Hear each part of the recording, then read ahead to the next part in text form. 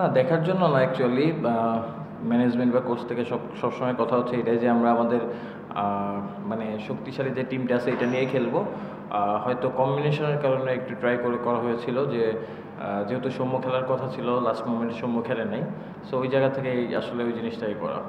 না, আমার কাছে মনে হয় যে বড় বাউন্ডারি বা ছোট বাউন্ডারি, হ্যাঁ অবভিয়াসলি আমার কাছে মনে হয় যে যেটা স্ট্যান্ডার্ড ওইটাই থাকা উচিত।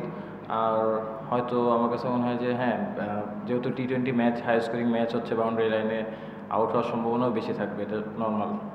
না ডেফিনেটলি দেখেন, আমরা থ্রু আউট দ্য টুর্নামেন্ট আমরা ভালো খেলেছি, বাট অবশ্যই এটা একটা অ্যালার্মিং আমাদের সাইড আমাদের জন্য।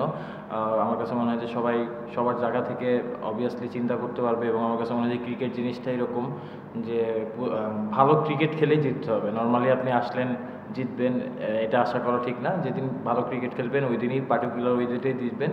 তো অবভিয়াসলি আমাদের সবার এই জিনিসটা চিন্তা করবে এখন, বা আমরা কোন জায়গায় মিস্টেকগুলো করছি, এখান থেকে আরও কীভাবে স্ট্রং হয়ে আসা যায়। আমার কাছে মনে হয় যে ডেফিনেটলি এটা নিয়ে সবাই কাজ করে। না, আমার কাছে মনে হয় যে পাওয়ার প্লেটা আমরা খুব ভালো শুরু করি নাই বোলিংয়ে, একটু উইকেট ছিল, তারপরে হয়তো আমরা একটু টু মেনি রান দিয়ে দিয়েছি। হয়তো 15 ওভার পরে আমরা ভালো কামব্যাক করেছি, বাট রানটা কিছুটা হয়ে গেছে। এবং অ্যাট দ্য সেম জিনিস যে ব্যাটিংয়েও আমরা পাওয়ার প্লেটা আমাদের দিকে যায় নাই। তো ফার্স্ট 6 ওভার টি-20তে বোলিং বলেন বা ব্যাটিং বলেন খুবই ইম্পর্টেন্ট, বাট দুইটাই আমাদের এগেনস্টে গিয়েছে। না, এটা আসলে এরকম কিছু না। আমার কাছে মনে হয় সবসময় টিমের জন্য কন্ট্রিবিউট করতে চাই। হয়তো আলহামদুলিল্লাহ ভালো যাচ্ছে এখন।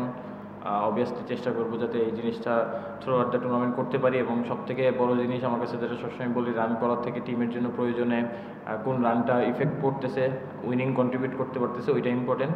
অবভিয়াসলি সবসময় এটা চেষ্টা করবো, এবং নেক্সট ম্যাচগুলো ওই জায়গা থেকে নিজেকে আরও ইমপ্রুভ করে ভালো করার চেষ্টা করবো।